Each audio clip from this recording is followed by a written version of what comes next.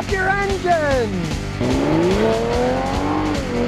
Now, people are often asking me about lower price Mercedes Benzes. I'm going to tell you the truth about them using this 2013 C250 as an example. Now, this particular one was originally in 2013. It was a $36,000 car when my customer bought it. For Mercedes, that's a really low priced car. What do you get for that? Well, first, you want to see where it was made.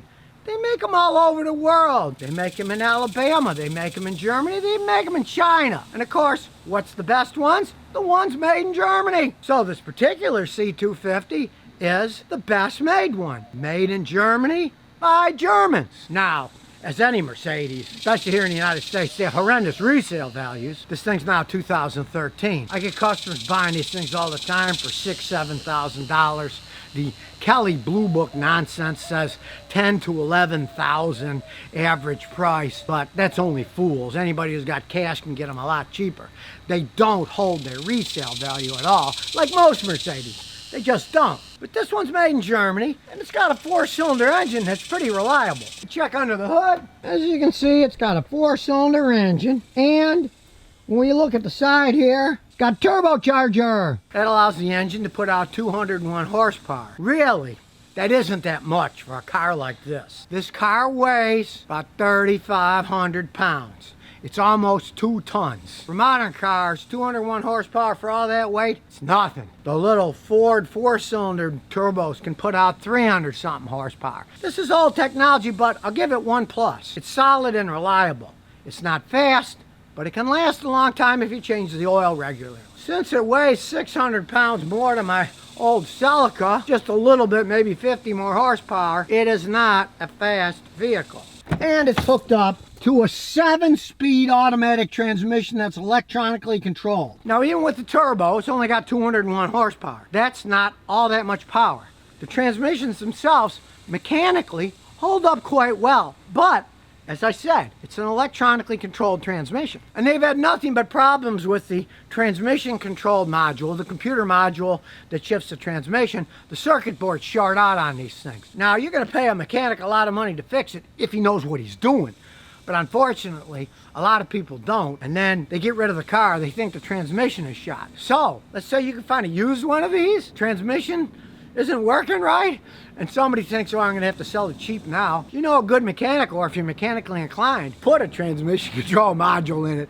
Now, if you're just a do-it-yourselfer, you're going to have to pay a mechanic like me to reprogram the car to accept that transmission control module. And they're not all that bad. I found a refurbished one for $199 on the internet. Even AutoZone sells them. They sell one for $477, which is a dormant. It's aftermarket, but it's brand new. It's not a refurbished one. So, somebody might sell one of these really cheap because they think the transmission's going out. Rarely is it the transmission. It's often that stupid transmission control module. You can pick one up dirt cheap, and you got to spend, even with the AutoZone one, you know, $500, pay a mechanic a couple $100 to reprogram it. It'd be a decent deal. Now, when it comes to professionals who analyze cars and give their ratings, these cars are never that highly rated because it's a competitive world for these 4-door sedans. And there's lots of other cars out there with a ton more power, that ride better, that get better gas mileage. This thing is kind of a gas hog for a little engine like that. This particular one gets about 23 miles a gallon on average,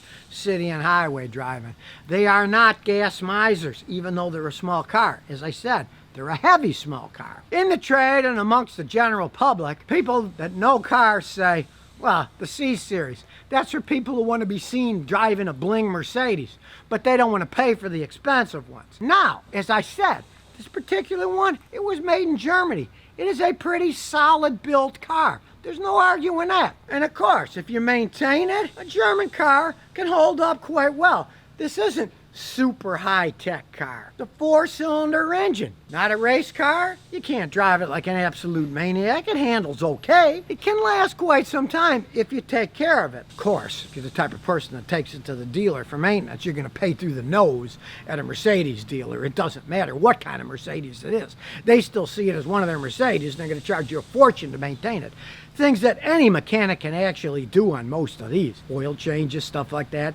Not that big of a deal. It's a nice looking car, and as you see on the inside, It's the usual German conservative luxury styles. It's got the little bit of wood trim here, speedometer, tachometer. I like the black and silver. That's nice. It's a nice conservative looking car. Black seats, comfortable.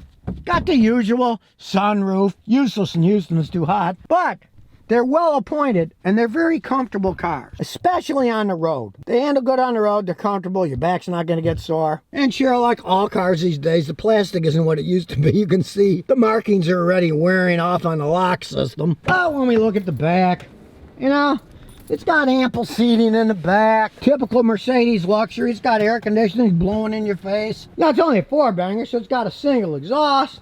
And when we open the trunk, it does open itself. Got a lot of space. There's a lot of space to put stuff in these cars. There's no arguing that. Well, let's close the hood and take it for a ride. See how it goes. Starts right up, and we'll back up. As you can see, it's too old, doesn't have a backup camera. Realize this is a discount Mercedes. Now, as we ride around, it's a very stable car. There's no arguing that. Now, it is a smaller wheelbase, so it's not the greatest ride. You feel bumps and stuff in this car. And when it's idling for a 4-cylinder engine, still pretty smooth, even though it's 8 years old. Now, let's take off and see what the 4-cylinder turbo does. It doesn't throw you back in your seat, but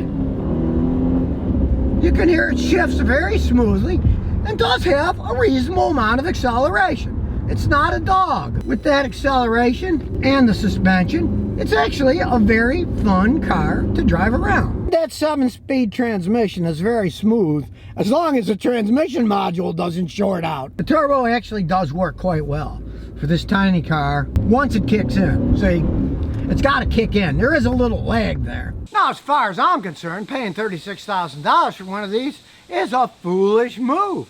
But you can get them used relatively cheaply, and they can be a decent, fun car if you buy them cheap enough. Now, normally I would say buying a used Mercedes, what a mistake, endless money pits. But if you can find one of these that was made in Germany, not one made in Georgia, but one made in Germany, they can actually be quite good cars at a low price.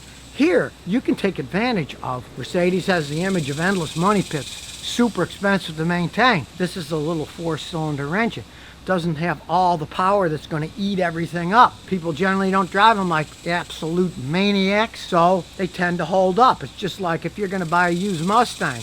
Hey, if you get a 6-cylinder one, generally the guys don't beat them up like they do the V8s. Since it's only 201 horsepower, it's not the strain in the vehicle.